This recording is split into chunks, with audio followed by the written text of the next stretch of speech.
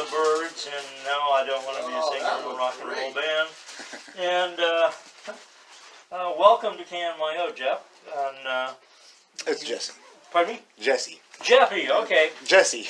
Jesse. Oh, God. I know another It's Jesse, all right. so that shouldn't be too hard for a minute. Okay. Okay. Jesse, how did you get involved in... well, let me set the stage here. Why don't you tell the audience what you do? Oh, well, what we do is we go and record mostly local places. We're really interested in the local history of places and also the supernatural history of places. Supernatural, I don't know if is really the right word. Well, paranormal is a good Paranormal. Word. It's actually called Project Paranormal World. So, what we do is, well, we've been to the Mendocino Hotel, and the reason I got into it, though, is because I grew up in Manchester, California, in a house that has a lot of history. It was about 150 years old when I was living there, and there was a feud that happened where one of my ancestors actually got shot during this feud. And there was a lot of paranormal activity in this house. So I actually met up with Michael Bozzoli, just going shopping at Rite Aid here in Fort Bragg. And he had all the equipment and stuff, and he just wanted to take me on this investigation, and we've got a lot of good footage. And you were, you can tell us whatever you want or whatever you don't want. You don't have to tell. No, I'm open about for it. Some of the interesting things that you've encountered at the Mendocino Hotel. Okay, well, there's, he put up about 50 minutes of some footage. But what I have encountered, we have some EVPs, or electronic voice projection. We've gotten a lot of things while we were not even in the room. Something actually said something about bodies. That's one of the ones. I ain't got no body. Yeah. Well, that's one of the ones that stood out for me because we were not in the room. And you can watch the first part, but part 2 is going to be coming out very soon. And how long did it take you to video that? We were there 3 nights. 3 nights. About the first night was almost 8 hours. The second night was like 6. Third night was about 3. Because by the third night we were very drained. Yeah, I saw Michael after one of those. He was really, he said he couldn't even ride his bike. No, he actually left his bike at my house and walked to work. So it really, it can have a profound effect on you. It really does, and I was drained. Luckily I didn't have to work the next couple days, and I think I slept about 24 hours. Really? Yeah, it's, when you're dealing with something like that, I mean, it's the whole, it's charge. I mean, I'm not using that word lightly. Energy. There's a lot of energy, yes. Expended on both ends, You're yes, receiving energy, but you're putting out energy, and yeah. It's, it can be very, very exhausting. Speaking of energy, the first night we lost all of the audio and some of the video from the camera, and he spent a lot of money on this camera, and it's got a special microphone just to pick up things that you can't hear with your ear. Mm-hmm. Well, we lost all the audio from the first night. Wow. So that's why we had to go 2 more days. But the first night, I think the thing about spirits is they don't always want to be heard. Some of them just want to be left in peace. Some of them are exhibitionists. Yeah. Well, we did. If you go to Project Ghost World on YouTube, wait till the end of the credits, because Michael put the credits before we did catch a spirit on the thermal. We have a thermal projector that we have. and we did catch one right next to me. Wow. And there was all kinds of heat fluctuations. Sorry, and a lot of audio that we're gonna put on there. I don't think we have put anything on there yet. We use a spirit box, and I'm really not sure if we have anything on there yet with that. But that's coming up. Yeah, it's I think before we started, I was telling you about a house where I lived in, where there was the voice of a crying woman. That's what you were saying. It woke me up Yeah. at night. And then another place where I got locked out of my house by one. You know, the door slammed behind me and it locked. Well, I had the opposite. I think I was telling you that before we started.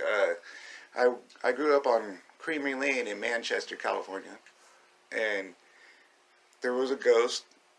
I always liked to think it was my great grandpa, who was died or who was shot in that feud in the house I grew up in. If I walked in with an armload of wood, the door would open, and it would close behind me. And if someone That's a very helpful spirit. he was good. I mean, that's my grandpa. You know, he knew he was helping me out. But if someone that he didn't like was trying to come in, the door would slam and lock. And there's no way that the wind is locking the door behind you. No, there's just too many strange things. No, that's not. No. Yeah, it's a ghost with hammer and an electric drill. Are they redoing next door? Yeah, they're working next door. But I'm sure there's something in this place too. Well, we might investigate here. Yeah, We're planning on doing Nello's, maybe the Redwood Coast Hotel, and there's a the old schoolhouse in Manchester that I grew up hearing a lot about. I actually went to that. There's no electricity hooked up to this old schoolhouse. really? But I went there and I was messing around, you know, as a kid, curious kid, and the bell rang.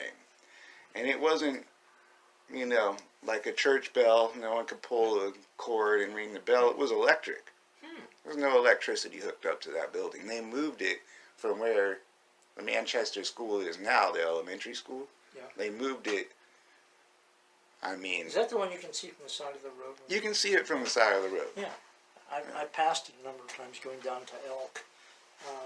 Not to Elk, but to Walla. Well, yeah. And it's an interesting little building. It is. There's a lot of history there. My dad went there. My mom and my dad went there. My grandpa went there. And they just moved it down the road when they decided to put in the new one. Well, you know, this area is rich with history. Oh, yes, it is. There were a lot of early deaths, untimely deaths, violent deaths. Yes. And those are usually the ones that hauntings are associated with. Oh, definitely. You know, it's just,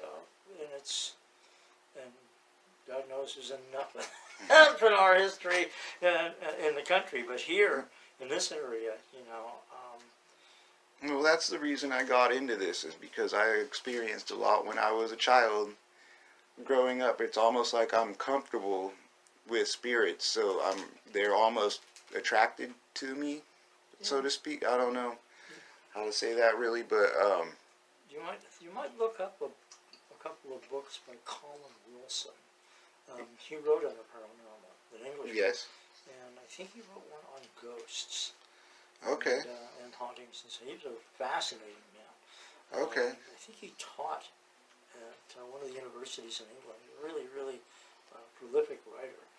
And It's Colin Wilson? Colin Wilson. Okay. I've read a number of his books. And Well, it's really. I See if I can lay my hands on a couple of them for you. I'll have to write that down. Well, I'm fourth generation Mendocino County. My whole family grew up here. That's, you know, the feud and everything. So. Did you ever find out what the feud was about? Yeah, it was about. It says this in a book that you can get. It's a history of Mendocino County. They only have about a chapter on it. It's the Holloway-Crispin feud, and it really was about the timber industry and right of way from Manchester to Boonville. See, the Holloways didn't want them taking their lumber through that road because, Oh, for obvious reason. It's a real. yeah, It's destructive and a lot of weight. yeah. Well, and we weren't in the timber industry anyway. It ended up being Crispin Lane now instead of Crispin Road. But I'm not to say that the Holloways won. Well, no one's involved. No one wins Saints, in a feud. But it's just still. Yeah. But there's a lot that happened during that feud that isn't recorded in any history book, and it won't be. Something that maybe you could do some research on. And there are certain places in Manchester that I've been that it doesn't seem like the spirit there likes me. I've actually been tossed around by something I couldn't see. That doesn't surprise me at all. Just there's the dark energy that, especially if you're related. Yeah, exactly. Yeah. So it's. I've been told by my great grandma that there are certain places that I should not go. Spanish Flats is one of them. That's out in Manchester, a little bit east of Highway 1.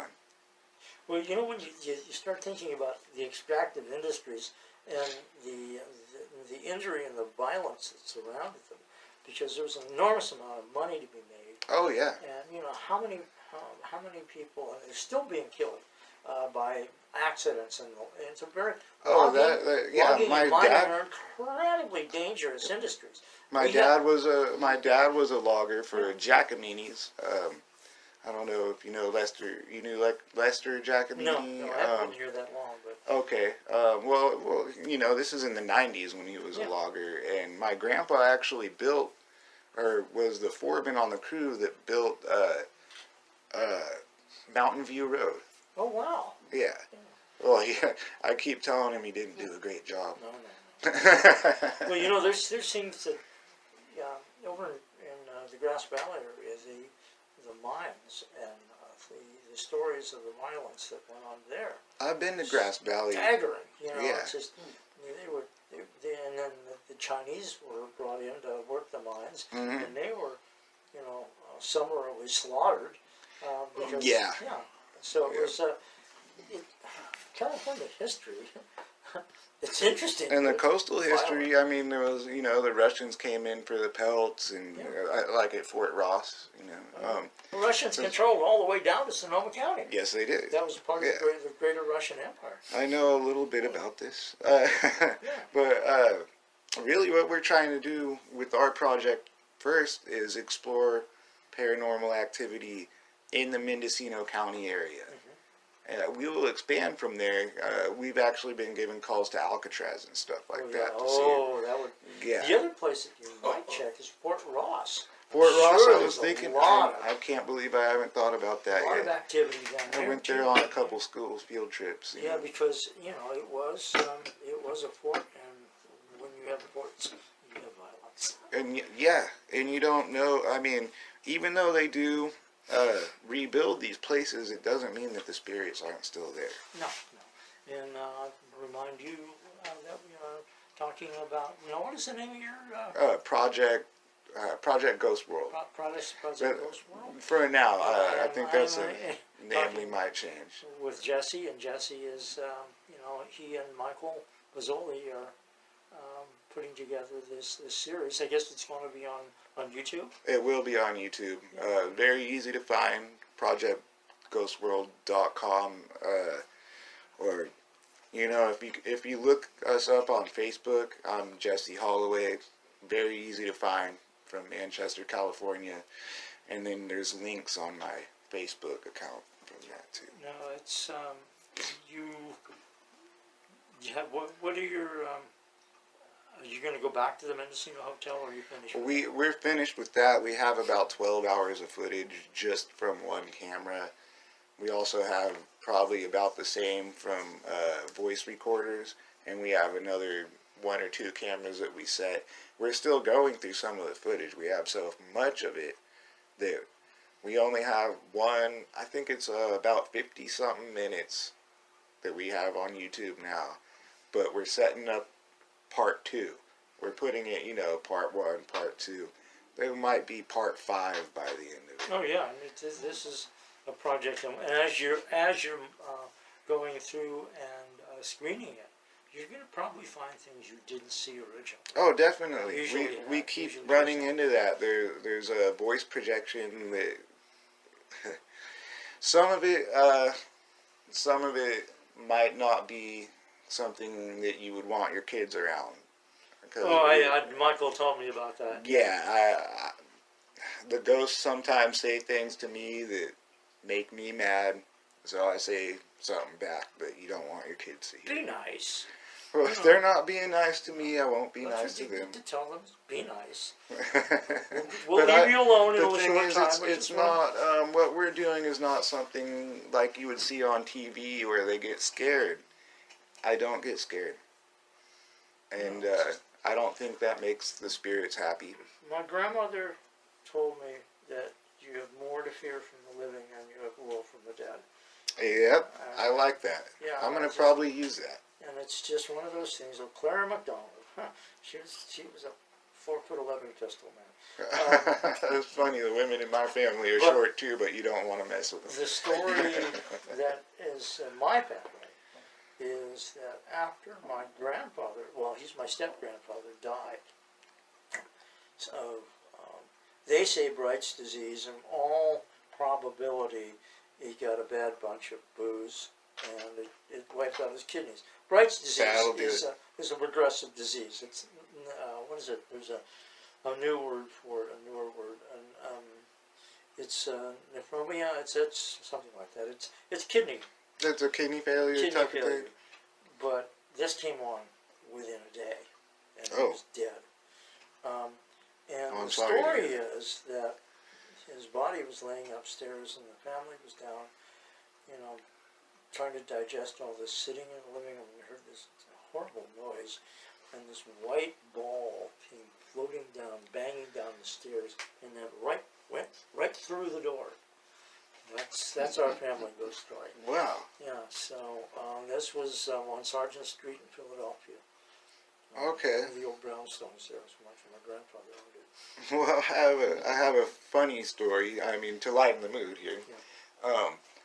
My little sister always came up with a left shoe missing. Wow. All the time, and we gave her crap about it. We had to find. We had to buy her new shoes all the time. I was young, so I remember this. I thought she was hiding them under the bed or something, right? One night, I come downstairs and I see her in the kitchen dancing. And it looks like she's dancing with someone, but it looks like he's hopping around. And I'd catch a glimpse of a short, one-legged man. And it was just a glimpse. But she was dancing with something with one leg, and I was like, is that where all your shoes went? That's where it was, always the left shoe.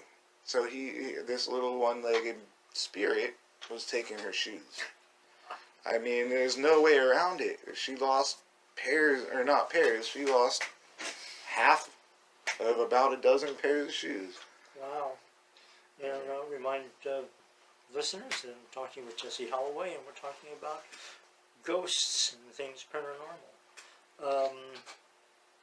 So you have a whole list of places that you want to look into? Yes.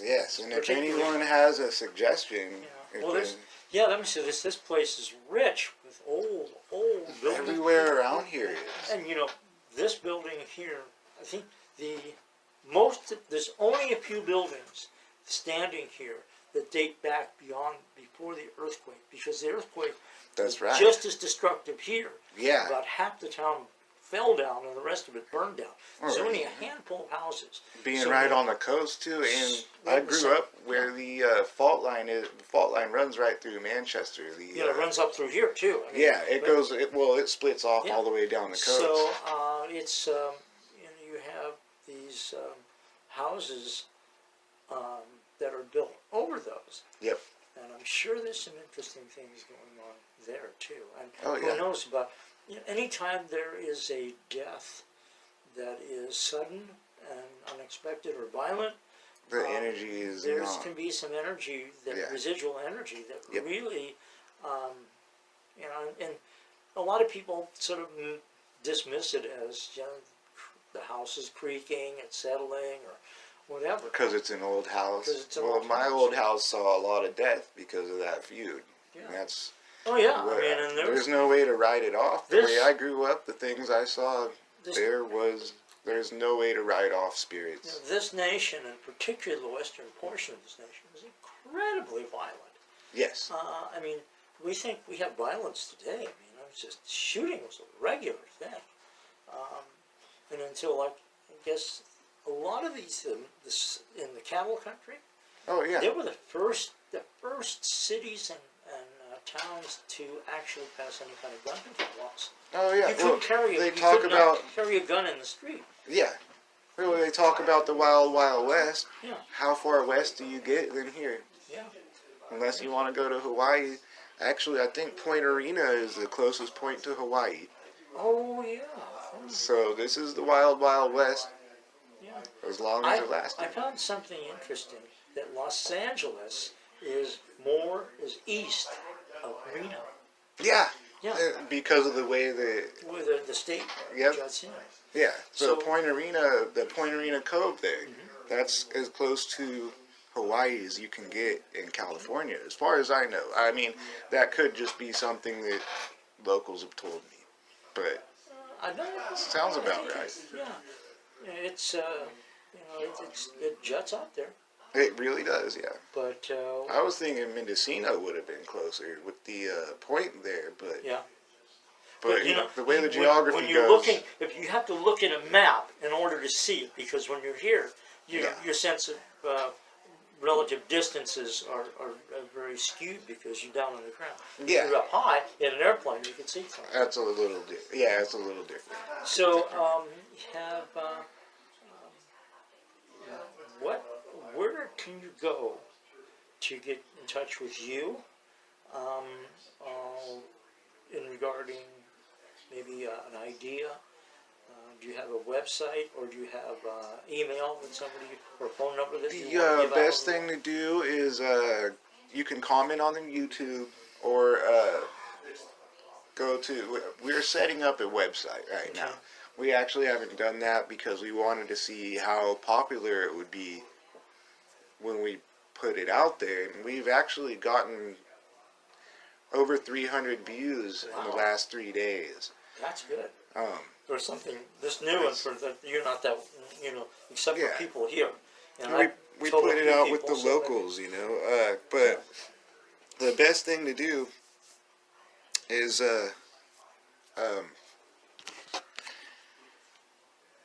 well, I can leave you my phone number. Yeah, you don't have to do it. I'm not here. going to do it on there. No, no. But I can leave you my phone number, and I'll give you a better way to get a hold of us. Okay. But really, if you look up Project Ghost World, you'll find us. You'll find Mendocino Haunted Hotel. Okay.